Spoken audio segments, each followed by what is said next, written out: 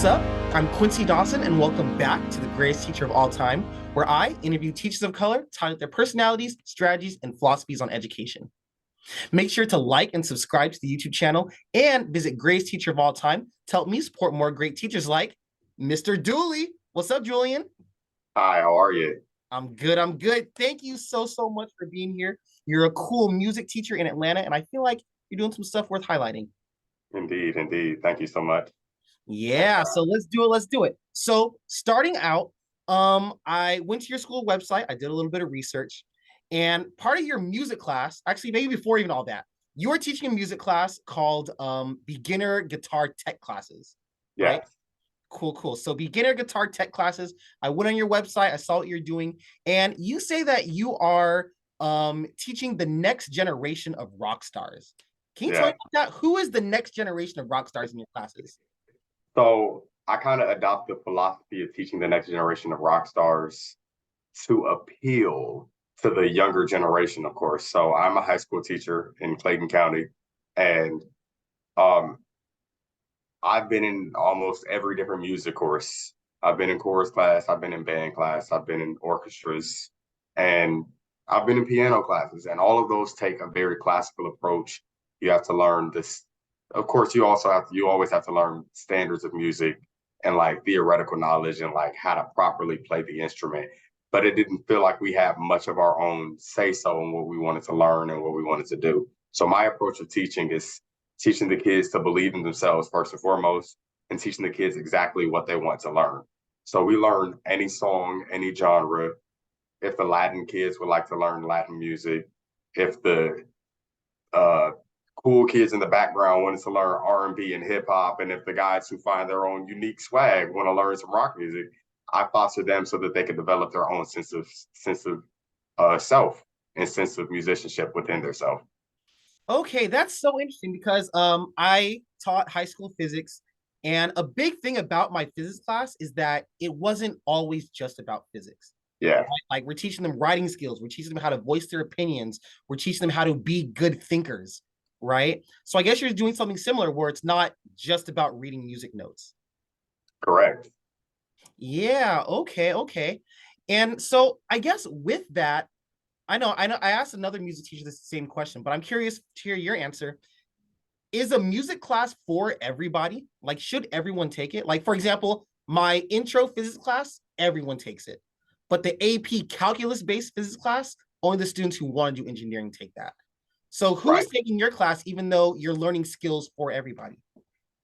So this is my second year at Morrow High School. I didn't have a complete first year. I started in the middle of October, so my 1 year anniversary is coming up very soon. And this is the start of my or this is the middle of my third semester, so to speak. And every year at the beginning of the semester, I always ask the students who actually signed up to be in this class. One of the biggest things when it comes to music classes, oftentimes students don't have a say so if they want to be in there or not. They may have a genuine interest, and then parents are like, "Oh, I saw you hitting those drums. Let's sign you up for the band." They never wanted to be in the band. They just were interested in the drums. They may have went up to a piano and hit a few keys. So that's the same case with my class. Majority of the students did not sign up to be in the class whatsoever. The counselors were looking for filler classes, a means of allowing the students to express themselves. So the counselors will often throw students in guitar or in art classes so that they can have some sort of expression. However, first year, my first year teaching, majority of them did not sign up whatsoever. This year, I have about 30 students who are returning, 30 students who I've seen their faces last year. And I also started an after school program, a guitar club, if you will. And I have about 30 to 40 members in there, students who genuinely want to be in the class. But that's 30 out of 150 students that I teach on a daily basis.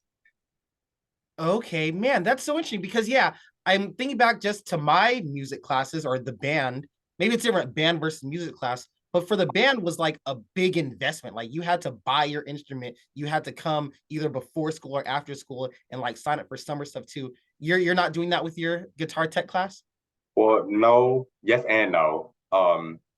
since we are new and since the students are new to the instrument, I do have a few students who are skilled and have like played it before. But since the majority of the students are beginners and new, I'm not requiring them to commit. Currently, my primary focus is just to gauge their interests and to hook, line, and sinker, reel them in so that they can actually want to commit to this long term. So those who actually fall in love with the instrument and go on and buy their own instruments, I highly support. But the school actually provided about 40, about 48 to 50 instruments, 53, 48 to 53 instruments. So all of the students have acoustic guitars that they can play on. Now, the strings are old and a few of them are missing like knobs, but they're instruments that they can actually access. And even though I have 50 students in each class and I have about 50 guitars, a few of the students have their own instruments already. So they just come in and bring their personal and things of that nature. So Okay, man. Yeah, that theme of like the old strings, just like old textbooks, it's following the yes, theme of like things that public schools usually get, right? yes, Resources aren't always top notch, but it sounds like you're still making do for what you have, right? indeed. I'm actually taking it and running with it. So beneficial thing about me being a member of I'm I'm actually raised in the band world. Like I've been band raised, band bred. I've been in the band since my fifth grade year, all the way to college. And I'm very familiar with the way how band operates and the way how like there's a culture and everything that's involved with it. So I kind of wanted to adopt similar matters with my class, except now I'm starting from scratch with this. So with band, not only do they practice, not only do they have classes, but they also have an after school program, such as like marching band or jazz band or whatever concert bands that they would usually have in the spring. And if you're a part of those programs, usually you have to pay dues. And after school band is not the same thing as during school band. Although they do pull from the same amount of people, it's not the same things. So with my after school program, I now have students who are willing to actually build a club out of it. We're getting merchandise. We're going to go on field trips. They have to pay dues. We have fundraising as well. So all of the things that were lacking, such as the old textbooks, old strings that you're saying, hopefully we can replenish through actually making our organization more serious, taking guitar more serious, and actually not relying on the school system to provide for us, but the community who sees the support that's needed in guitar to provide for it. Yeah, and that's great. And I want to hear more about what you're doing for the community with your music classes. But first, Indeed. let's hear from one of my sponsors, Teachers of Color Matter.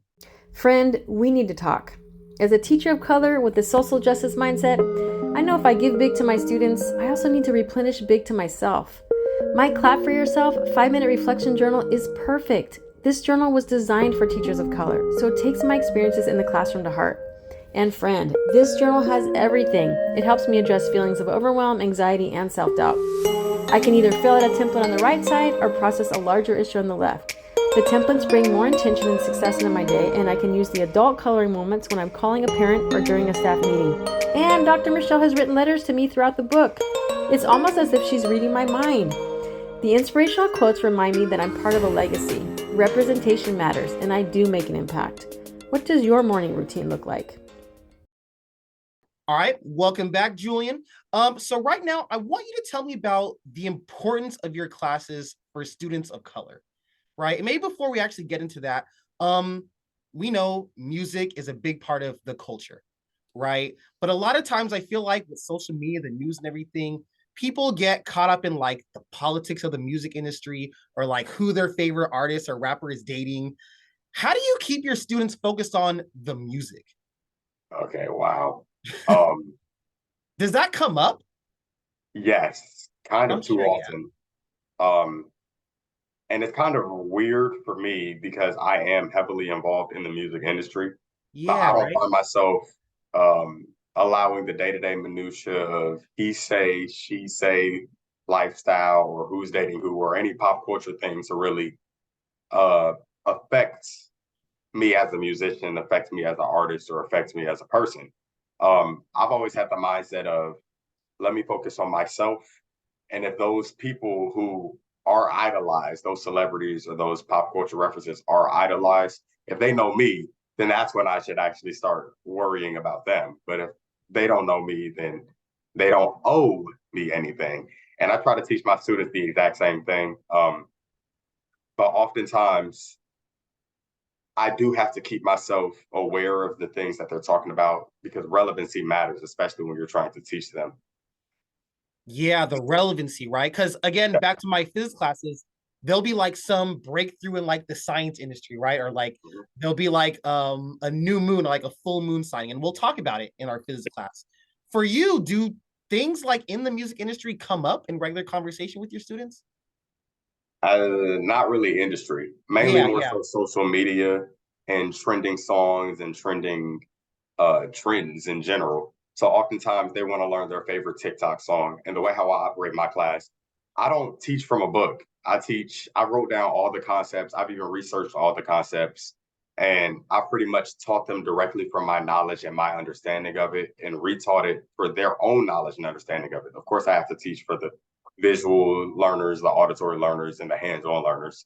But um, I teach them anything that they want to learn. So I have written out a few of their favorite songs. I've written out um, songs from SZA, songs from artists that I've never even heard of that are popular on TikTok. Um, Even just like those 40, 15-second tracks that they'll find on TikTok. I've written those out and I'm like, okay, let's learn it. And oftentimes, because they understand the concepts related to reading music and the concepts of like basic rhythm and basic notation and basic tablature, we've been able to pick it up and they're able to learn it relatively quickly too. Man, I love to hear that because, like, during teacher PDs and stuff, they're always trying to get you to use like new technology, new media. Oh, let's Yes. make a fake Facebook page for our favorite historian and stuff like that that is outdated now. But Yeah. you are like doing the work to make the current stuff relevant to your students, like TikTok. Yes. All the time. And I think it works in my favor because I am a relatively young teacher. I never tell my students my age, but I am a young teacher. You know what's So, funny, Julian? I do the exact same thing. No one who I've ever taught with knows my age. and it works. Yeah. Although it just makes it more intriguing because now they're more curious about who am I and what do I do. I tell them my accolades and then they'll start to think, oh, okay, well, you have to be like in your 30s, 40s, 50s because how can you be so young and achieved so much? And I'm like, well, this is what I do full time. Ironically, I also tell them that I never really aspired to be a teacher. The opportunity presented itself and I accepted it mainly because being a full-time musician, majority of the opportunities did not present themselves until after people got off work. So rehearsals weren't until after 5 o'clock, gigs weren't until after 5 o'clock. And I find myself waking up early, bright and early with the sunset, working on a few skills, working on a few crafts, working on a few things, contents. But then every single day, it would get draining. And then I find myself just scrolling on social media or watching TV. And I knew there's something else that I could have been doing, which is how I got into teaching to begin with. So I still try to apply relevancy. I try to use my age as a factor, and I try to make sure that these students are actively engaged with something that they want to do rather than just being forced to be in a classroom and being bored in that classroom. Yeah, I love it. You are really forging artistry and shaping the nation's next rock stars. I love it. Indeed, Yeah, indeed. but I do want to talk more about your journey on how you became a teacher from doing music. But I actually want to start at probably the most exciting thing to me. But you won a Grammy. Yes. Tell me about this Grammy winner. Oh, wow. Um, I am an alumnus of Tennessee State University. That is where I kickstarted my entire music career. I've been doing music all my life, and of course, I have influence from my siblings and things of that nature. But when I got to Tennessee State University was when everything started falling into place.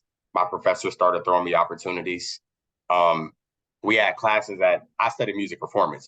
We had classes like seminar classes where they'd always give us quotes. They bring in music industry representatives and they'd always tell us, if you want this, you have to do this. You have to get off campus. You have to go for it. Put in the work now. Get into the habit of doing what you don't want to do when you don't want to do it. Um, and one of the quotes that stuck with me the most was, luck is when opportunity meets preparedness. So oftentimes, whenever you feel like you just found your lucky break, no, you were just prepared and the opportunity presented itself. So throughout my entire college journey, my professors were passing me opportunities, and I would always rise up to the plate, and whatever was needed, I always made sure that I was available, putting my best foot forward. Even after school, I moved back to Atlanta, did not know much of what I was doing. But I ended up meeting up with other Tennessee State University alums. More notably is the main one of the main names for the project that won the Grammy. And the project that won the Grammy is actually Tennessee State University's Aristocrat of Bands gospel album called The Urban Hymnal. The Urban Hymnal, written by Tennessee State University. And we brought in a lot of different gospel artists or top artists in general. One of them is my good friend, Aaron Lockhart. He goes by Double A. He's a multi-platinum award-winning producer and artist, and more notably, a Grammy award-winning artist. He brought me and a few of my friends in on the project with Tennessee State University. And of course, they were open arms because me and my friends were in the band. So they were like, yeah, come on in. They asked me to record guitar on one of the songs called Fly. I walked into the studio and I was hearing the progress of the song, and I was like, oh, this song is it. I already knew we had intentions to submit the project to the Grammys. So everything went through well. Surprisingly enough, the guitar part did not make the album, but I stayed the entire session. I was sitting in the room listening the entire session. And one of the vocal producers wanted to add a bass note into the song. And he was just in front of the microphone trying over and over again, yeah. And he couldn't get that low. And the other vocalists in the room were like, why don't you just ask Julien? He can sing bass. And they looked at me and said, you can sing? I said, I mean, only in the shower, but I can sing. And they were like, can you match this pitch? Yeah. And I matched it, and they were like, boy, come on, handing me the headphones. I recorded 2 notes, 2 words, yeah. And it made the album. I was written down in the credits, and everybody who was credited for the album, so every single band student technically is a Grammy Award winner. And the band even won 2 Grammys, not only for the Urban Hymnal, but also for a collaboration project that they also did with the poetry side as well. So we won a Grammy in the category of gospel roots. And I am essentially a Grammy Award-winning vocalist, background vocalist. Wow. There it is. Congratulations, Julien. Thank you. Yeah. So let's keep going with the journey. So that was your college, you're doing music, you won the Grammy. How did you become a teacher from there? Tell me about how the luck and opportunity came at the exact same time. Indeed. So actually, all my life, I've been working with the youth. In high school, I was teaching a math and reading camp at my church. I got to college. I want to say my junior year, I started teaching a commercial music camp. I was a co-teacher. I was like the college camp counselor over the entire group, where we taught high schoolers, middle schoolers, and elementary schoolers about the realm of commercial music, how to become musicians, perform. 6-week camp, and we did about 10 gigs within those 6 weeks. The very next year, I tried to sign up for the same company. It didn't necessarily work, but I ended up teaching music production to high schoolers. Very next year, I also taught music production, but this was middle school and high schoolers. And this was actually the COVID year. So it was kind of weird in that era. 2021 rolls around, I moved back to Atlanta. I really didn't know much of what I was doing, but I'm an avid street performer. As a musician, there's so many lanes of money that you can make with music. And I often told my friends who were teachers, I did not want to teach, but sometimes street performing is like asking for pennies, getting scrapes of quarters and dimes and making that to buy your lunch, paying my bills with that. And granted, I still did gigs and a lot of opportunities came from it, but all of those opportunities, as I mentioned earlier, didn't start until after 5 o'clock. And one of my friends also moved back to Atlanta. Both of us left Nashville and moved back to Atlanta around the same time. He started teaching at Morrow High School as the assistant band director. And we're both classmates at Tennessee State. He knows how much I did not aspire to be a teacher. I just couldn't imagine myself. I personally don't agree with the school system. I love the youth. I love teaching the youth, especially those who are genuinely interested in certain crafts.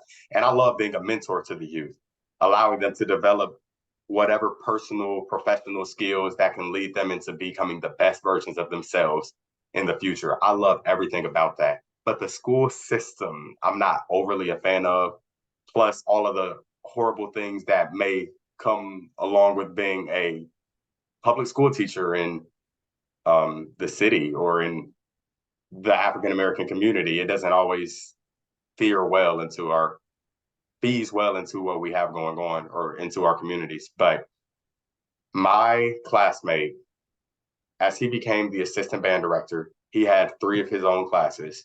But usually the assistant band director also teaches the guitar classes. And they already signed a guitar teacher for that semester or for the school year. But that guitar teacher decided that it wasn't for them this year. And they decided to move on with another thing. So the assistant band director had to leave his classes and become a long-term sub over the guitar class until we were able to find a guitarist to teach the class. And he thought about all the different people that he knew that played the instrument. He knew I played the instrument, but knew I did not want to teach. And he asked about 3 people before asking me. And none of them were necessarily ready for it or like quite ready in their minds for it. So he called me and said, Julien, I have an opportunity for you. You just really have to hear it out because I know how you feel about it. Before you say no, just hear it out. Are you interested in being a teacher? I said, a guitar teacher. I said, guitar. You might have me there. And I said, give me a few hours to think on it. He said, you got enough time. We haven't even actually verbally announced this position, so it's not anywhere to be found yet. But I have talked to the admins. They said if we know anybody, we could recommend them and we can shoot them a direct application. That way they can get in the system quicker. And by the end of that day, I said, I could teach guitar, mainly because I've already been doing private lessons. I already love the instrument. And even if the students don't want to learn, I could just teach them about the insights into my life, the insights into my accolades, and hopefully inspire them to follow their dreams. And then after a brief follow your dream spill or whatever spill that I go into, whatever tangent that I go into, I can just play my guitar for the rest of the class and I'll be fine. As long as I have me and my guitar, I'm okay. So I told him that I was interested.